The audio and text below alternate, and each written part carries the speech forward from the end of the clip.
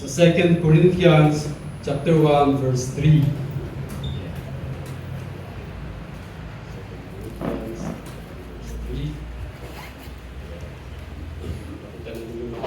Atin pong babasahin. Ang sabi po dito, Blessed be God, even the Father of our Lord Jesus Christ, the Father of mercies, and the God of all comfort. Yeah, so, may ask our Pastor Ferdinand ay pray po ang ating Praise association. God. Dakilang Diyos, salamat muli Panginoon sa gabing ito na ipinagkaloob mo sa amin. Tunay ka Panginoon na napakabuti sa buhay ng bawat isa. At salamat Lord God muli sa pagkakataon na patuloy po kami o God na mag-aaral ng mga salita na dito po kami nabubuhay sa aming pong pananampalataya at paglilingkod sa iyo. Muli Panginoon o God, ikaw ang patuloy na bumabay sa aming pong paglilingkod sa iyo at maging sa aming pag-aaral sa gabing ito. Bigyan mo kami ng makalangit na kaunawaan, karunungan upang aming matanggap o Panginoon ang inihanda mo sa pamagitan ng iyong anak, Brother Noel, gamitin mo siya na maging daloy yung pagpapala upang sa ganon may hayag ang kalooban mo at makatagpo ang aming pangangailangan.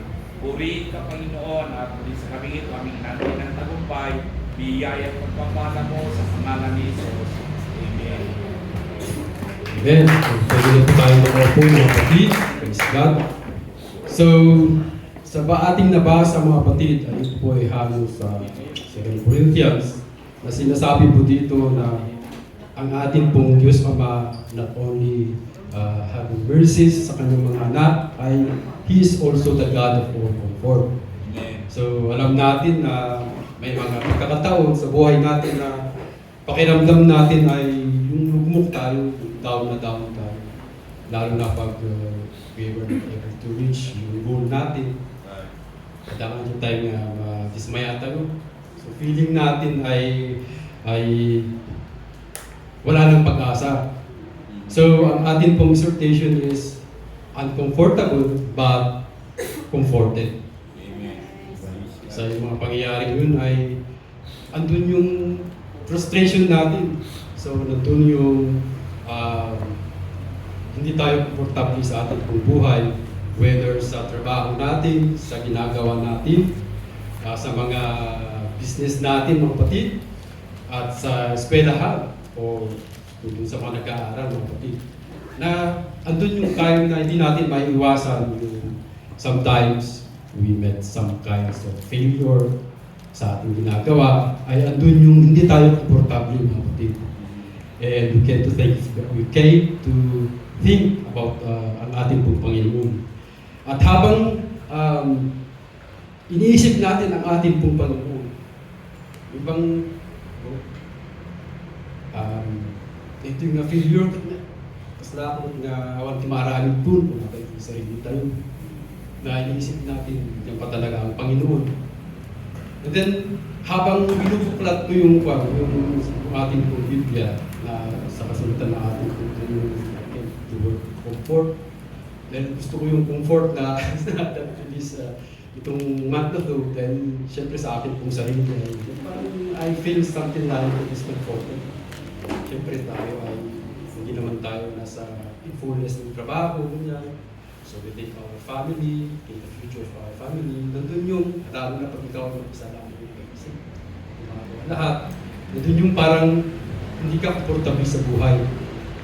Kasi in myself, ganun ang feeling ko because I am standing alone. Parang wala akong katulong, ako gumagawa ng lahat, just to make them comfortable sila. Na even na kahit na pagkain ay imbis na para sa akin, siyempre kainin mo na lang yun. Yung inaano ko yung sarili ko. Siguro ito yung when time comes na nag-iisip ka sa sarili, especially the fathers, andun yung wala ka ng gana because of yung uncomfortable ka mga kapatid. At ito nga yung 2 Corinthians chapter 1 verse 3 na not only God is the Father of mercies, but He is the God of all comfort.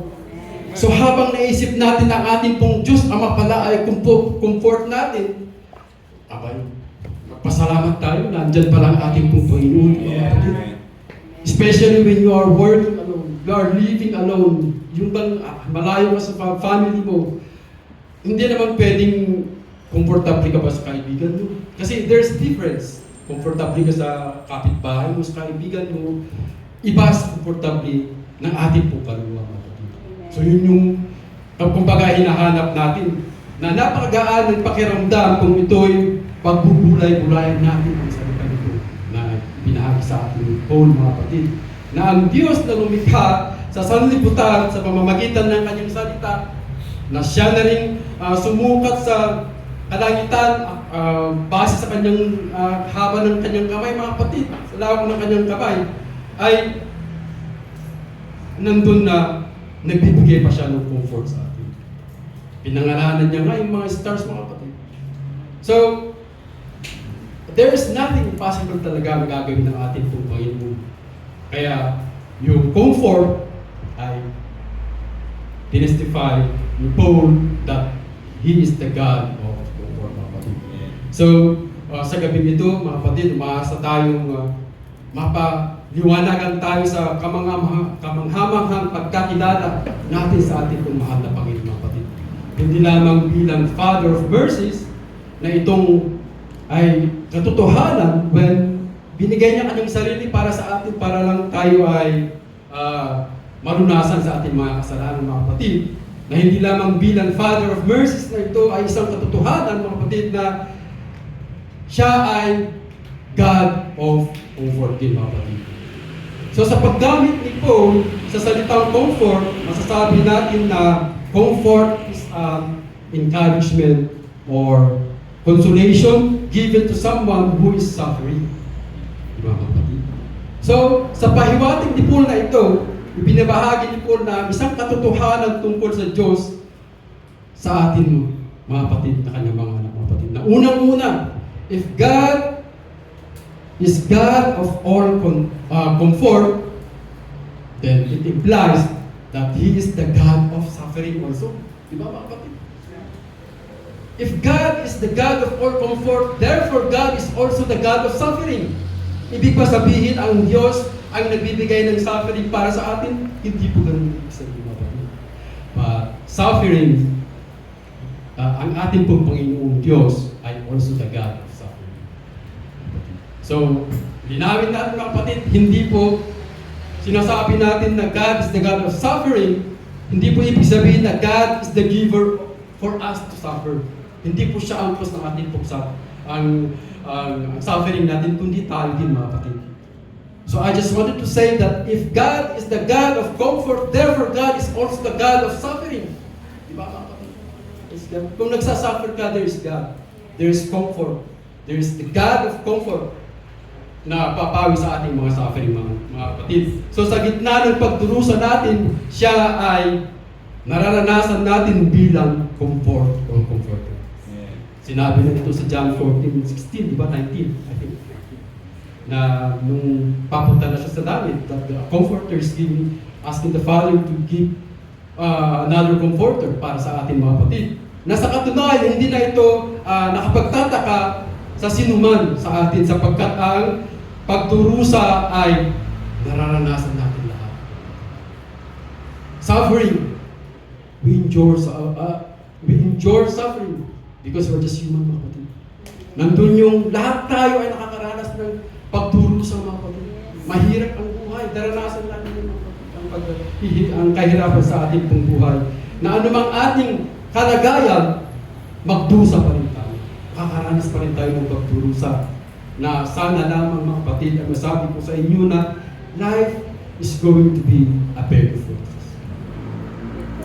How I wish I can tell you that life is just a bed of roses. Pero hindi pa.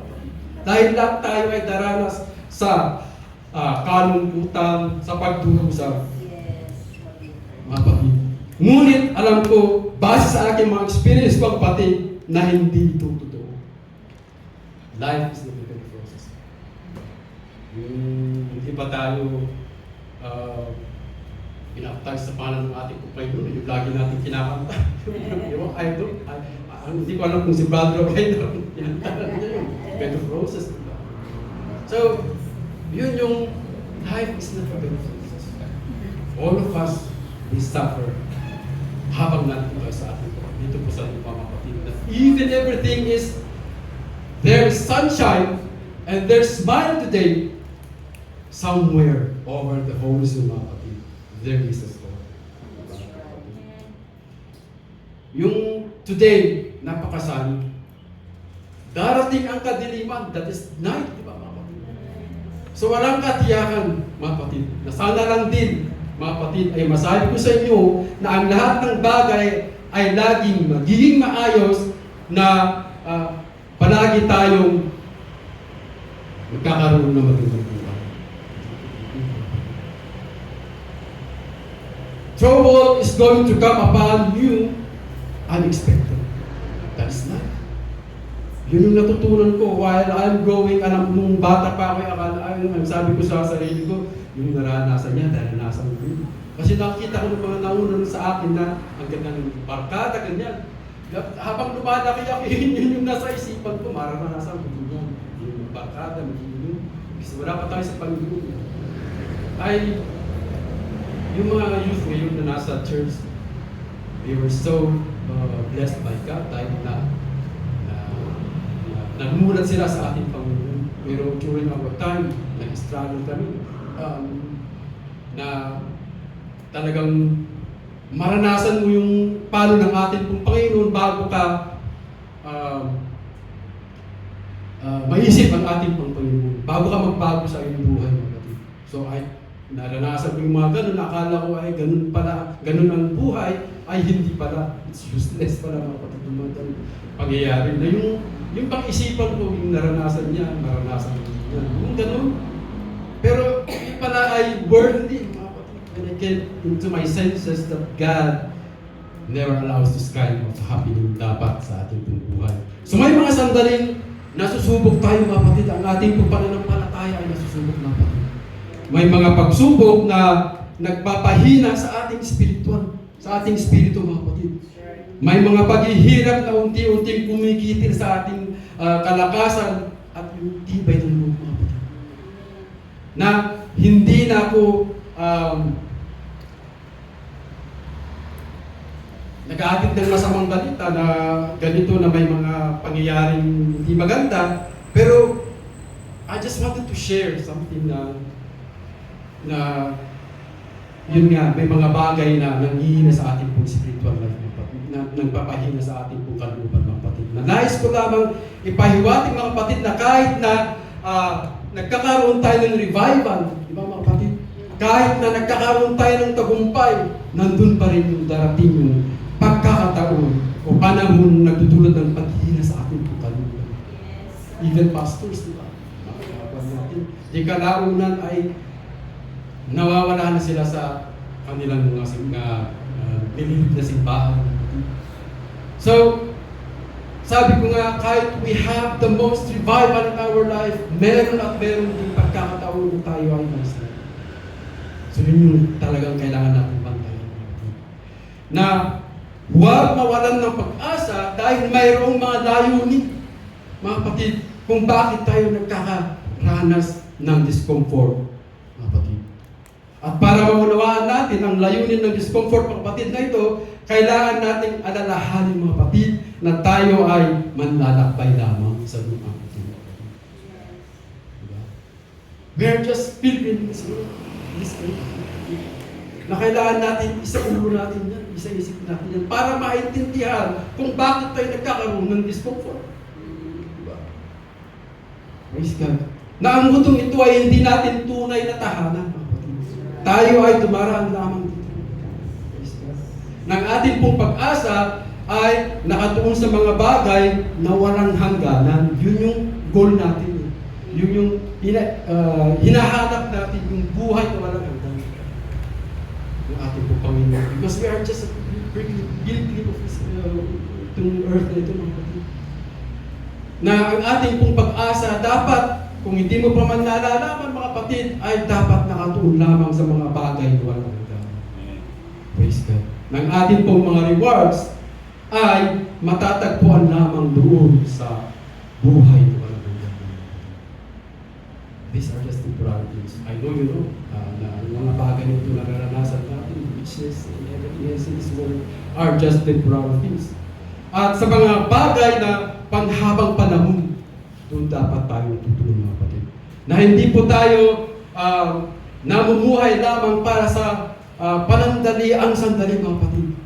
Amen. We are not just living for temporary nakasiyahan mga kapatid sa ating buhay. But we must have to put in our goal that we are living for eternal life mga kapatid. Na yun yung dapat natin gawin sa Kristiyano. Amen.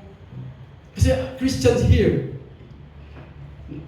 natutuwa ako na in our congregation, alam natin yun. At yung other congregation, hindi nila alam na ang goal pala nila is to just procreate the creation of God, gamitin ang create ng ating Panginoon hanggang doon lamang. Pero tayo, we are not. Because we are bound for the eternal goal, yung life natin mga kapatid. Kaya kung nadidismaya ka, nadidiscomfort ka, isipin mo lamang, you are just a pilgrim of this earth. Sooner, you will be taken by the Lord. Na yun yung goal natin. Isa-isip natin pa rin tayo ma-discomfort, di ba? Kasi pag hindi natin nilagay sa utak natin yun, lagi na tayo di-discomfort. Ganun. Pero once na you know that goal in your life, alam mo na this, I'm just a pilgrim of this earth. This is but natural for me because I'm here. But this is not my goal. My goal is eternal life. So yun yung dapat na ilagay natin sa ating mga kaisipan. Dahil, alam niyo ba mga kapatid, ng buhay natin dito sa mundo ay parang isang singaw, vapor. Diba? You know, vapor. Sa civil. Kung meron silang thermodynamics. Yun. Vapor. Yun, alam mo. Na yung vapor na yung state of liquid in the gas na kung na ano yung nawawala na lang. Yun yung buhay natin dito. Ang buhay natin ay nawawala na lang. Praise God. But if we are going to keep in mind our goal, the eternal life, the eternal things, na yun yung kailangan nating i-goal ay tiyak na your discomfort ay malulunasan. So, sa pananaw mong walang hangganan, o sa pananaw ng walang hangganan, nagkatimpala, naghihintay sa ating Panginoon kapatid. Na tunay na ang mundo ay pansamantala lamang. So in the book of Peter, ang tema dito ay yung panawagan sa mga mananampalataya na tingnan ang kanilang pamumuhay mula sa makalalim na pananaw.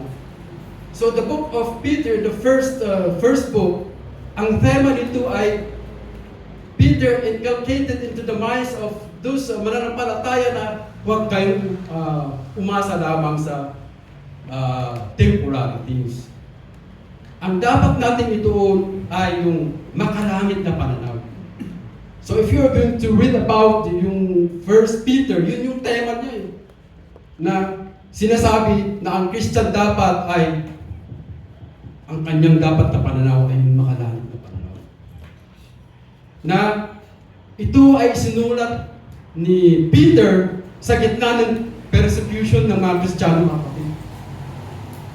Yung nung unang mga churches dun sa Minor Asia mga kapatid na bagaman napakahirap at masakit ang pinagdadaanan ng mga mananampalataya na ito, sa panahong iyon, ito naman ang naging tamang pagkakataon ni Peter para sabihin na you must have to have a goal na yung makalangit na goal. So, mula sa panahon na temporary materials, blessing mga kapatid, patungo sa walang hanggang pamana na naghihintay sa kanila. Yun yung sinabi ni Peter dito sa First Peter na wag na kayong ituon ang yung pansin sa mga temporary things. Ang dapat yung ituon sa isipan nyo ay yung mamanahin nyo sa eternal life. So yun yung sinabi ni Peter na these material blessings are just temporary. What you are going to seek for is your goal to the eternal life. Yeah. Yung mga bagay na para sa buhay na walang hanggan. So, itinuon ni Pedro ang kanyang mga ang paningin na mga Kristiyano ito doon sa temporary to permanent things sa kanilang buhay. Na pag titignan natin, ito yung ehemplo ng katotohanan na trouble and suffering in our lives tend to produce beneficial in our perspective. What do I mean? Na kung ang isang bagay ay naghihirap ka, na-discomfort ka, doon mo makikita na may layunin pala kung bakit ka nadi-discomfort. Doon mo makita na may layunin pala kung bakit ka dumadaan sa ganung sitwasyon, mga kapatid. Na that Peter, while these Christians are being persecuted, doon naman yung time na sinabi niya na huwag kasi kayong umasa sa material na bagay. Ang doon nyo sa isip nyo ay yung eternal things. So yun yung dapat natin i-adapt as Christians, mga kapatid. Kasi kung nag-iisip ka na lamang sa temporary things about the earth, about the flesh na gusto ng flesh mo dito sa mundo, at the end, ikaw ay mawawala. Kasi temporary nga mga kapatid. Na kung babalikan naman natin ang buhay ng mga Israelitas sa Egypt, mga kapatid, God made a promise to Abraham that there was a land flowing of milk and honey. At ito ang kanilang reward mula sa Panginoon dahil sa kanilang katapatan sa ating Panginoon. Faithfulness. The promised land, mga kapatid. Egypt was not a plan to preserve these people. Hindi plano ng Panginoon na i-preserve ang mga Israelitas sa bayan ng Egypto, mga kapatid. Na hindi pinamis ng ating pong Panginoon na sila ay titira dito sa Goshen, part of Egypt, habang buhay, mga kapatid. Na Egypt was just a temporary for them. Pero sa mga Israelitas na ipinanganak na doon, lumaki na doon, nag-roots na doon, they believe that Egypt pa rin ang kanilang tirahan habang buhay. Yun yung mga taong na ipanganak na doon. Dahil nakita na nila the life in Egypt. They have already accepted they are slaves there. Ito ang buhay natin. Ito na yung habang buhay na tayo dito. Yun yung naisipan nila. Pero the generations, new generations, iba, mga kapatid, na yung bagong panganak, hindi yun ang kanilang kaisipan. Na dito na tayo mamalagi sa Egypt. Na sa mga taga-Israelitas na ipinanganak doon, sabi ko nga ay yun na yung kaisipan nila. But the new generation, that's not their idea. Andun pa rin yung susunod nila doon, sila doon sa Diyos ni Abraham, mga kapatid. But when trials and troubles came, there is comfort in their life. Nung nasa Egypt sila, mga kapatid. At dito nila naalala ang Diyos ni Abraham at umiyak sila sa Diyos ni Abraham. Umiyak sila sa ating Panginoon dahil sa discomfort na nararanasan nila sa Egypt. They were able to pursue the promise of God because of these trials. Kung hindi lamang sila nakaranas ng discomfort, trials, hindi na sila tatawag sa ating Panginoon. In short, mga kapatid, they were discomforted, but they were comforted. Why? Because tumawag sila sa ating Panginoon. That is also our life. When we tend to suffer, when we tend to experience kind of dun sa lagmuka, ay doon mo na mapapadiyos na, Lord, bakit ganito? That's true. Then God is going to comfort you. Amen. Truly, that is comforted, we're comforted. Na may katotohanan ang konsepto na kung minsan ang mga pagsubok at trahedya ay gumigising sa ating patungo sa ating pong destiny. Na ang panahon doon na punong-puno ng pagsubok ang nagiging dahilan upang ituon natin ang ating pansin sa ating Panginoon. Kung bakit kaya ganun, no? Kung kailan tayo ay nagsasuffer na discomfort na ay doon na natin naisip ang ating Panginoon. Na ang panahon puno ng pagsubok ang ating pong nagiging dahilan upang ituon natin ang ating pansin mula sa temporary to permanent things. Praise God. Tunay nga pong hardships really shifts us to the comfort na ibinibigay ng ating Panginoon. That is, if your heart really give full repentance sa ginagawa natin. Dahil Ang suffering ay sa atin din nang gagaling. Kaya tayo nagsasuffer mga kapatid. Na ilang kaluluwa ang nawawala mga kapatid ng tamang direksyon dahil naging kampante na lamang sila sa buhay na ito at nasiyahan na lamang sila na palaging nandito sa mundo mga kapatid. Temporary things mga kapatid. Kung mag-isip ka sa mga bagay-bagay dito sa mundo na iniisip mo ay yung goal of permanent things, hindi ka maguguluhan sa kaisipan. When you put into your minds that may goal ka sa ating pong Panginoon, kaya na discomfort will just be around the corner, you can just kick it out. Wala na lamang sa isipan mo yan, sa kalooban mo yung discomfort na yan, at papalitan ng comfort na nanggaling sa ating pong Panginoon kung iisipin mo yung permanent things na yung goal natin. Praise God. Kaya, mga kapatid, bago ka magdalamhati sa iyong sinapit sa buhay, mga kapatid, tigil ka muna. Alalahanin na ang Diyos ay nandyan sa ating pong paligid.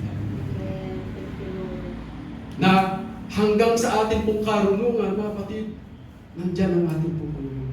The infinity of wisdom of God. Na ibigay sa atin na ito ang makapag-isip ng tama, mga kapatid. Na bago ka magdalamhati sa iyong sinasapit sa buhay, tandaan mo ang ating pong Panginoon Diyos ay gumagana sa iyo. The comfort is there. Naghihintay lamang na tawagin siya. Layunin ng Diyos na ikaw ay dalhin sa tamang landas. Yun yung goal ng ating pong Panginoon para din sa ating mga kapatid. If we have a goal to God on permanent things, everlasting things, God has also goal to us, mga kapatid. Para tayo magabayan na papunta doon, of course, gagabayan din tayo ng ating pong Panginoon. Na in trouble, we find clarity. In crisis, we often discover our purpose in calling in life. Kung bakit ganun, na in times of trouble, para bang nagiging malino na sa atin. Dahil there's the lesson there. Kung dumaan ka ng ganun trouble, ay nakita mo na, it was already clear into your mind na hindi ko na dapat dadaanan. Nakita mo na yung yung sitwasyon doon mga kapatid. So in trouble, we find clarity. In crisis, we often discover our purpose in calling in life. Kung nagkikrisis ang ating pong pakiramdam, ay doon natin na-discover na may calling pala tayo sa ating buhay. Praise God. But, ang pagdurusa ay may kaakibat ding negatibong epekto.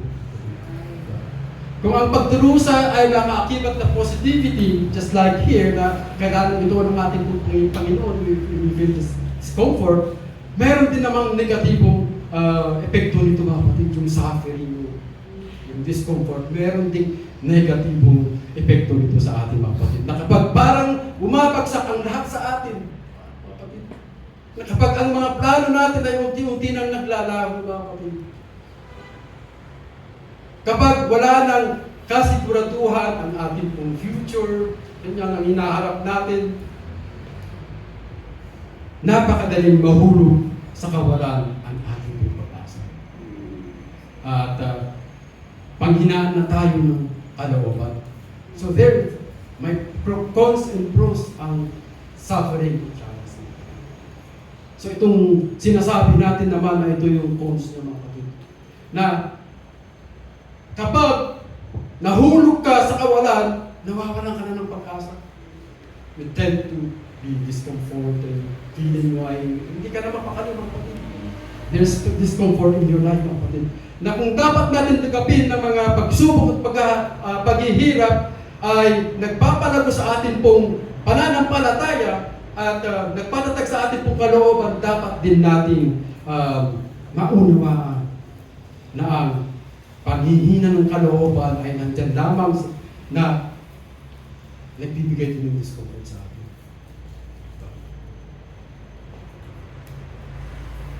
Naghihirap ka. But there's God na tutulong sa iyo yung positivity.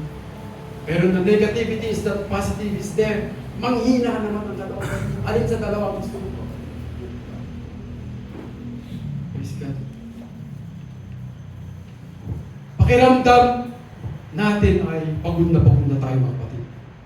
Nawawalan na tayong God, especially things are happening na parang sa career mo, parang nangyayari, sa family mo, the relationship, trouble mga kapatid. So yun yung cause na magiging mawawalan ka na ng kagandahan mo, mawawalan ka na ng pag-asa sa kalooban ng mga kapatid. A while ago, we discussed that yung sufferings mo ay nagbibigay ng positivity. Now naman ay nagbibigay ng negativity. So you have to balance these things. Saan ka doon? Na kapag ikaw ay nakikipagkalaban sa kagustuhan na yung laman mga kapatid ay talagang there is discomfort in your life. Yung hindi ka na nakakabayad sa bills mo, mga kapatid. Yung mga trabaho mo ay para bang hindi sigurado, mga kapatid. So, when life is demanding and the future is unsure, mga kapatid, dito din tayo nawawalan ng pag-asa.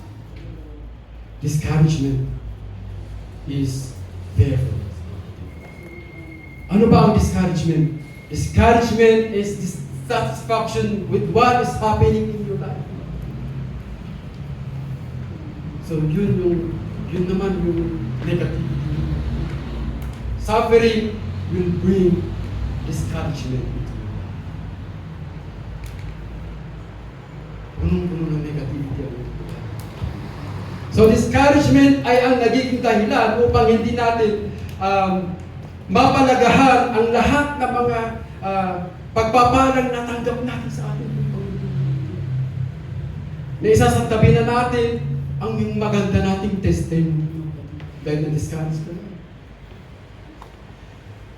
Hindi pa nagtatapos dyan, mga kapatid.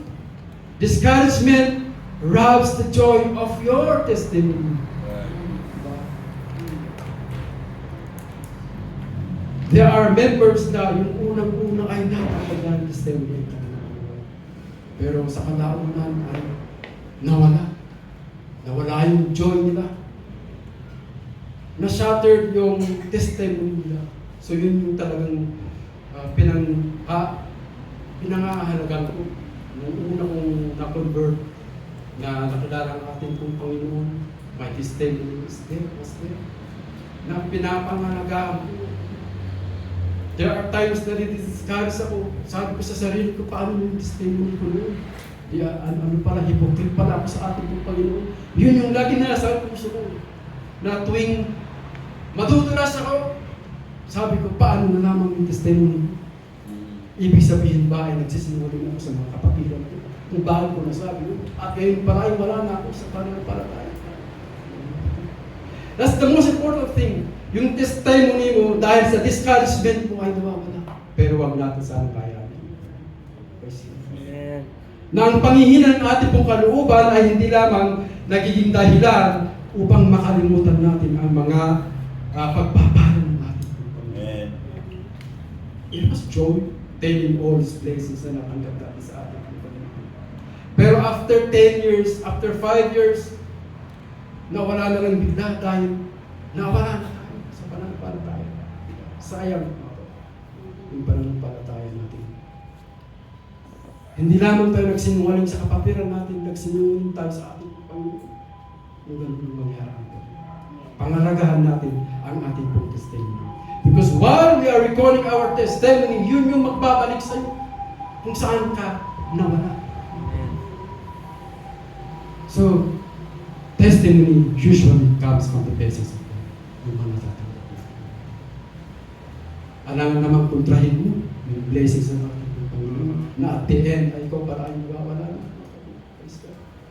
So, yun siguro yung kailangan nating isipin, yung pagpapakumbaba about our testimony para makabalik tayo sa kung saan tayo. Marami pa mga kapatid. Ang mga dinudulot ng discouragement sa ating buhay. Even your relationship with your wife, mga anak, sa family mo mga kapatid, will destroy.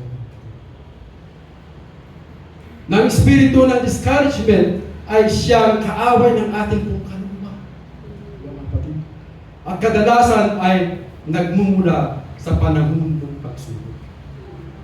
Sinusubok pa, nawala ng tao. Napakahalaga na isipin natin yung everlasting love of God as kailangan natin isipin. Minsan ay, sabi ko, tinatamad na akong punta sa church. Pero pag iniisip ko yung mga ginagawa ng ating pong Panginoon sa nung una pang testimony ko sa church nung nasa labas pa ako ay hindi ko makalimutan.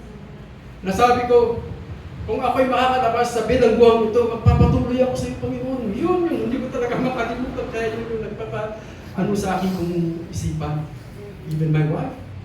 Sinasabi niya, bakit kasi dami ganun-ganun? But in my, nilalabanan ko yun.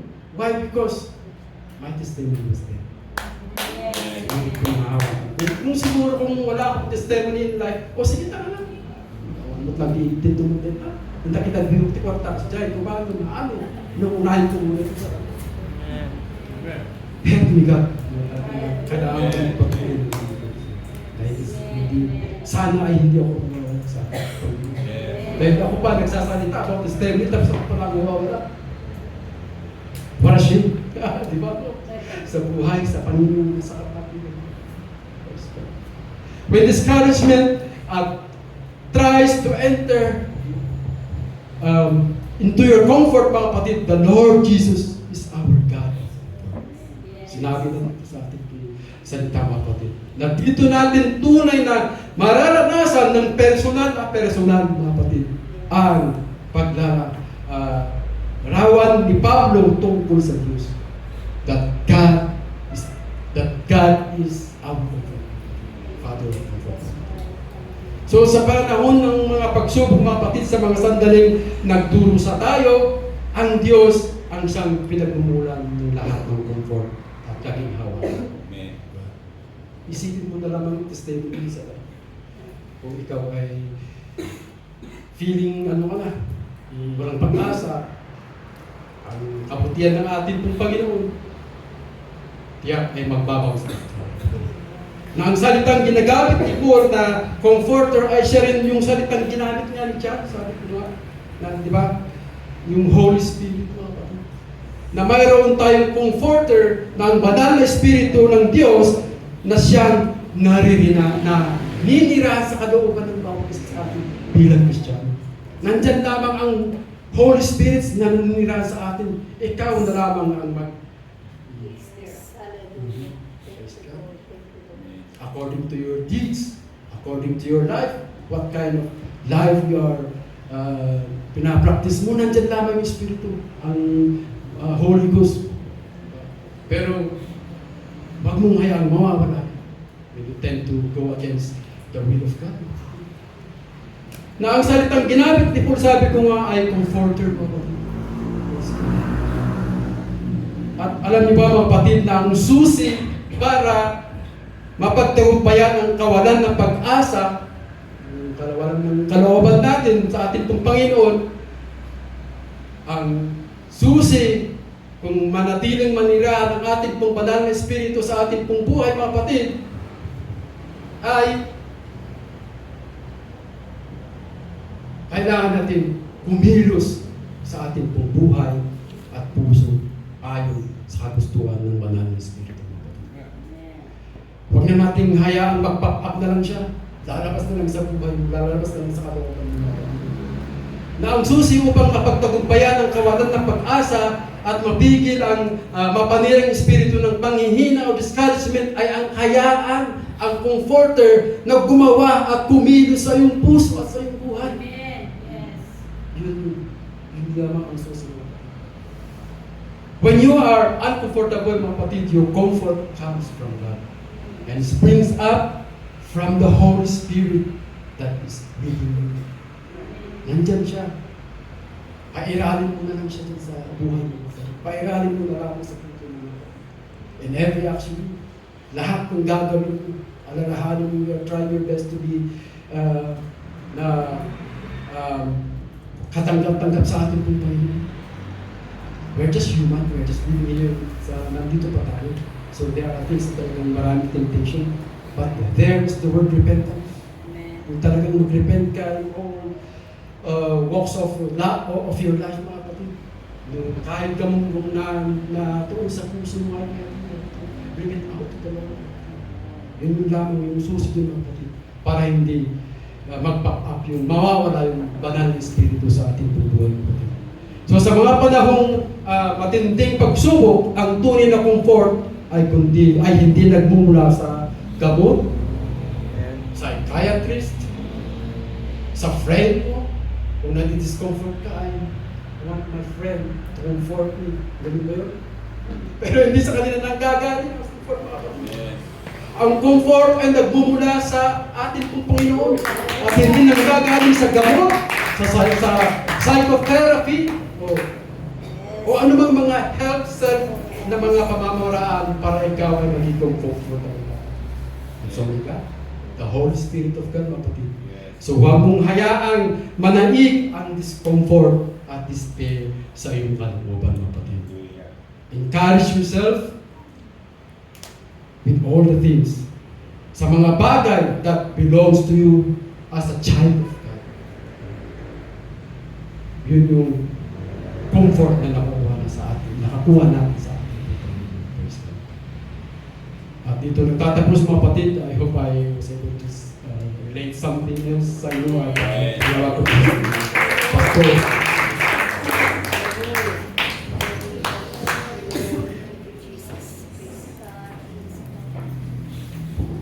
Sa Lord, lahat ng pinagpala ay magsabing thank you, Jesus. Praise God. So tayong lahat ay nakaka-relate dito, ano? Iba-iba nga lang yung mukha, sabi nga yung ating pinagdadaanan. Pero kung ating isipin ay ang Diyos ay mabuti.